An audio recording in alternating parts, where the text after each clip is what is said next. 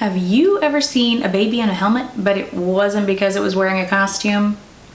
If you have, you more than likely saw a doc band. And if you're asking yourself, what's a doc band? I am here to hopefully answer all of your questions and avoid you the awkwardness of having to ask someone, what's with the helmet?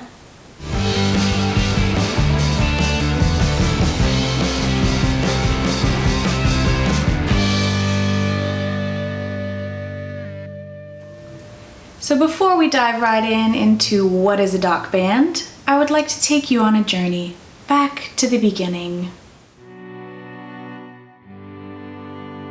Not that far back, just back to the beginning of our plagiocephaly journey. Another scary word, but more on that later.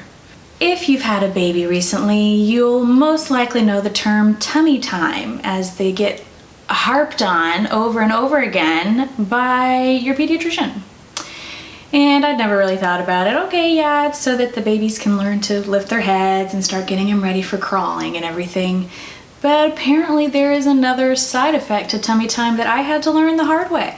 Basically, straight from birth, we started putting the boys on their stomachs so that they would practice lifting their heads, looking around, strengthening their neck muscles. And it worked great for my first two.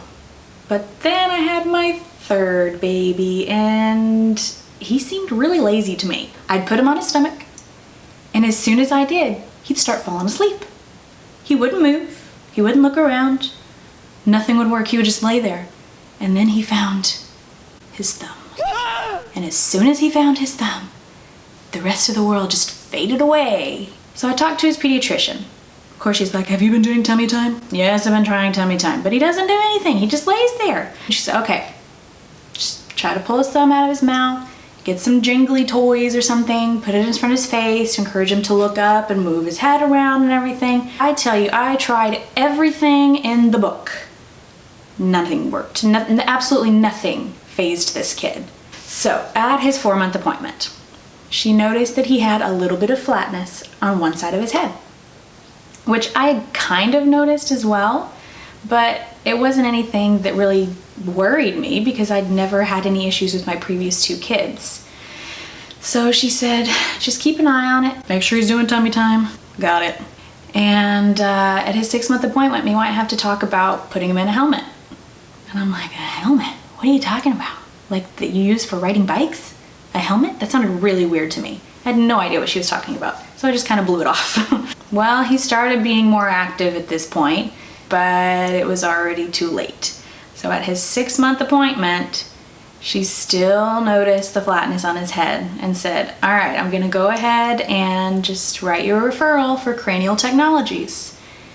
And she gave me these little pamphlets and a calendar of all these other cute little babies in helmets, and it was a little overwhelming. I was feeling the judgment of the world on my shoulders, like, oh my gosh, I'm a horrible person because my kid needs a helmet. We talked with one of the clinicians there, and based on the initial visit, he said, yeah, he does have some slight positional plagiocephaly, which was a very scary term to hear.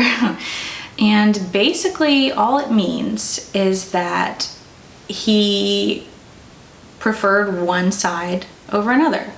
So in his crib, he would consistently look to the left. The pediatrician said, why don't you flip him around? Babies don't usually like staring at the wall. It'll encourage him to lay on his other side. No, didn't work. He faced the wall.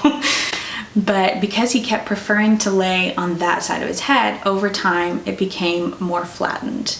So they showed us pictures of what a quote unquote normal baby head looks like. And then we kind of referenced what his head looked like. And as much as I hated to admit it, he did have a flat head. They said, it's very normal, it's common ever since they started the whole back to sleep campaign to help reduce SIDS. It also created this other issue, which is having a flat head. Fortunately, Cranial Technologies developed the doc band to help. And this is a doc band. It's sculpted to your child's head. It's individual. You cannot just say, oh, your kid has plagiocephaly, here, borrow my doc band. No, it is personalized. Because Jonathan was already 6 months old, He was kind of at that peak time for his head growth. So there's a specific window between 4 and 6 months. It's like the start of rapid head growth for babies. So it's during this time that developmentally and physically they begin to grow a lot within a short amount of time.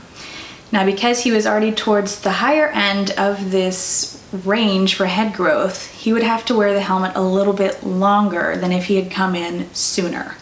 So the prognosis was already 2.5, 3 months with the helmet. After hearing of all the good news, they went ahead and scheduled us an appointment specifically just to take pictures of his head.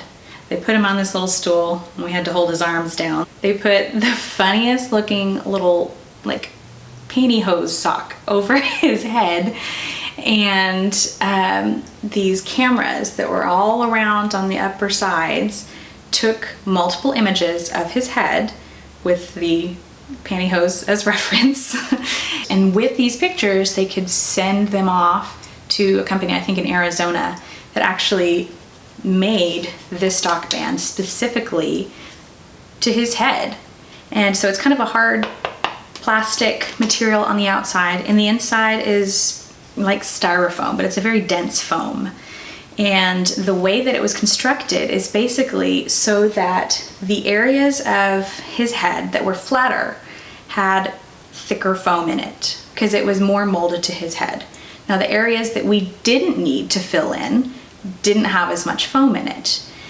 And I was thinking this thing was going to be like a vise on his head, like squishing it into a round shape, but that is not the case at all.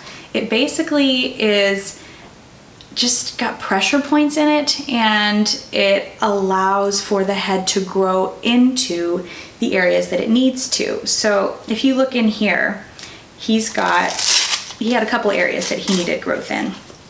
Obviously that back left side, and then the front right, just because his head had started to flatten out more this way rather than staying round. So on the back here, there was a lot of foam on that back left side, so that as his head grew, it grew into the roundness of the helmet rather than just staying the way it was. Now on the other side, where it was already a nice round shape, it just butted right up against his head so that it would kind of force the head to grow in a different direction. Now, every 2 weeks, we had to go back for them to shave out a little bit more of the foam so that those flatter areas would have even more space to grow into. This thing was a chore. I had no idea. When we went to actually get him fitted for the helmet, which by the way, he was just the cutest thing in that helmet.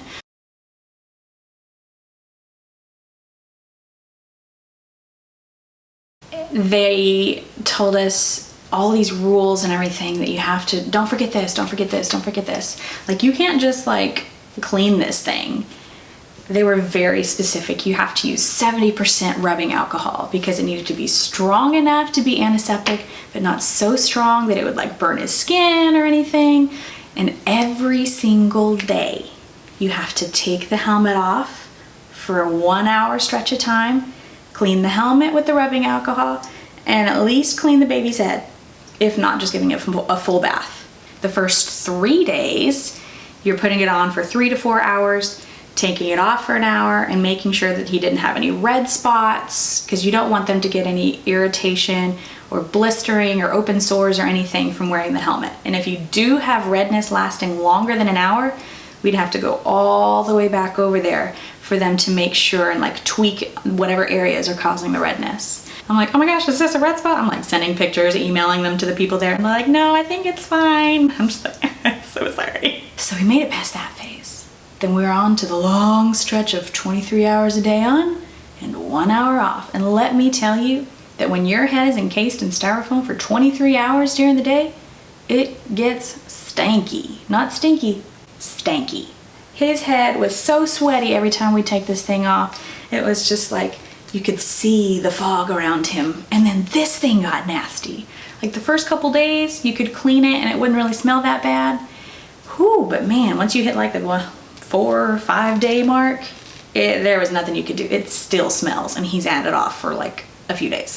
But man, I tell you what, I think the hardest thing for me was the mom guilt that went along with it.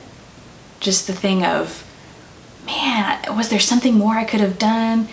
I feel like everyone's judging me, like they see my child in a helmet now. They're thinking there's something wrong with him. I had very, very, very nice people around me that were very supportive. If they had questions about what it was, they were just open and were like, ask me. There was a lady in Sam's though that irritated me because it was like right after he got the helmet too.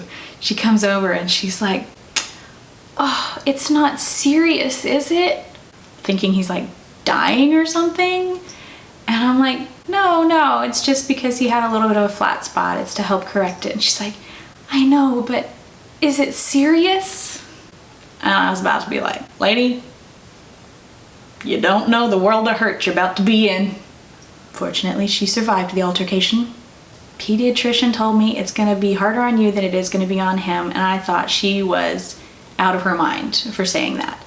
But it really was the case. I was having all sorts of like guilt and shame, but he didn't care. It took him a little bit to get used to sleeping on his stomach with that on his head, but he didn't care at all. By the time the first 3 days was over, he was just cool as a cucumber. And I was actually kind of thankful for the helmet once he started crawling and standing up, because it might have saved his life a couple times. But honestly, there wasn't anything wrong with the doc band. This thing has majorly improved the shape of his head. And they'll tell you there at Cranial Tech, our goal is not to make his head perfect. It's to get it as close to perfect as we can. And that has definitely been achieved. Where there was flatness before, he has nice roundness. He actually has a base of his skull now. And it's much more symmetrical. And anything that hasn't quite fixed itself, you're not gonna notice once his hair grows in. If you're happening to watch this video because your child needs a doc band, the biggest encouragement I can give you is that it's going to be okay. They will be all right. They will get used to it. And at the end of the day, they're going to have a beautiful head, and you can hold it over their head for forever. That they owe the shape of their noggin to you. And that should bring you great pride. So I hope this has been a very informative video. If you have any other questions, pop them in the comments. I am very open to answering questions. If you have suggestions for future videos, put those in the comments as well. And be sure to like this video and subscribe. And don't forget to turn on your notifications so you can be notified about future videos. Thanks, guys. Bye.